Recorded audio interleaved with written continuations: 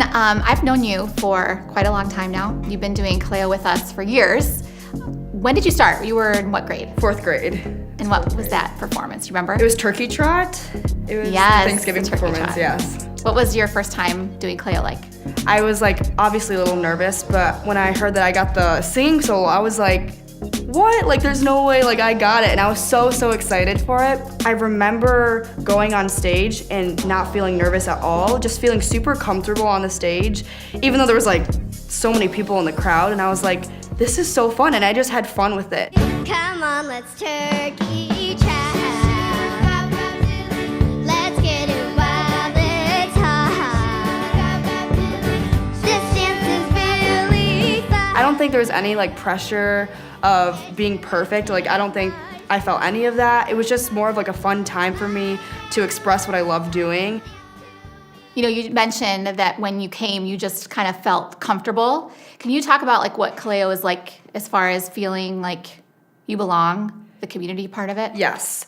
I think Kaleo, the cool thing about it is it's not just singing, dancing, or acting. It's a community. It's not a camp. It's more of a family, I would say, because the main focus of Kaleo is, well, one, to make kids feel special and know that they are loved and that they have a place, they have a voice. And so I feel like Kaleo brings that out of people through singing and dancing and acting, which is so special, and there's nothing like that. There's 3 rules with Kaleo. It's just be respectful, listen, and have fun. And those 3 things definitely came across when they were teaching us stuff. And I think the fun part of it was very important, because I think sometimes at school and at home, there's that pressure on us to do well in this and be the best in this. But at Kaleo, it was just to have fun and be with your friends. And it was really just doing the best that you can, but not making it perfect, just having fun with it. When you come to Kaleo, it's for elementary school kids, and they get to do music, dance, and drama, as well as the community time. What is the community time like? Community time is this short amount of time that we all come together and someone's teaching a lesson in a really fun way. Sometimes there's a game, and we always have a memory verse with hand motions that the kids can do. And it's a time for all of us to come together and just learn how they are as an individual and as a child of God. Okay, so what are your favorite memories in Kaleo over the years? Brazil was one of them. We got to go to Brazil together, and I think I was in 8th grade. It was my first time going outside of the country. I think it was really cool to see how even kids outside of the US still respond to music and singing the same way. The heart of Kaleo was still there and still present, and we got to share that with the kids. So one of the new things, we started doing with Kaleo is creating school partnerships so that we can take Kaleo outside of Kensington and out into the local schools. So the word Kaleo means to invite. So what does that mean to you? How have you seen that played out? It gives a chance for kids who are kind of in the area but don't have that access to music and the arts. I've just witnessed so many people creating new friendships because of how we're inviting people together.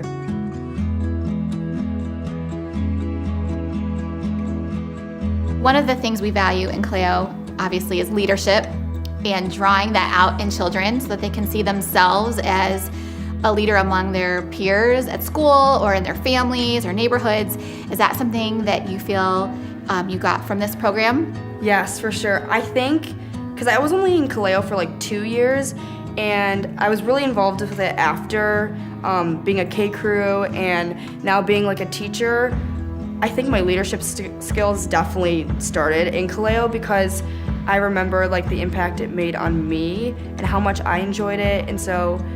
And I remember the teachers and how they taught, and I was that I want to do that for kids. And so I think that's why I'm so invested in the program. I'm still with it now, and it's cool to build these relationships with these kids, because it's I've seen them grow now, how you've seen me, and so that's just the really cool part about it. I just want to give back how it's impacted me.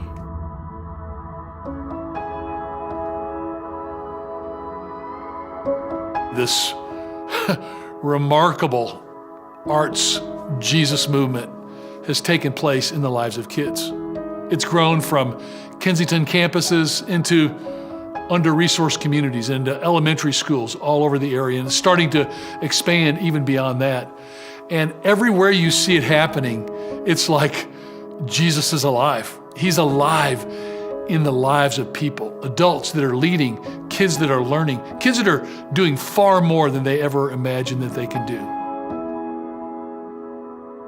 Yeah, it's crazy as a teacher to see someone start, at that age of 8 or 9, and be surprised at this beautiful voice and this, kind, pleasant person, but then start to see this leader, coming out of you. Yeah. And to be able to be a part of that journey and give you those opportunities. I've just seen your responsibility grow and your communication when you're teaching.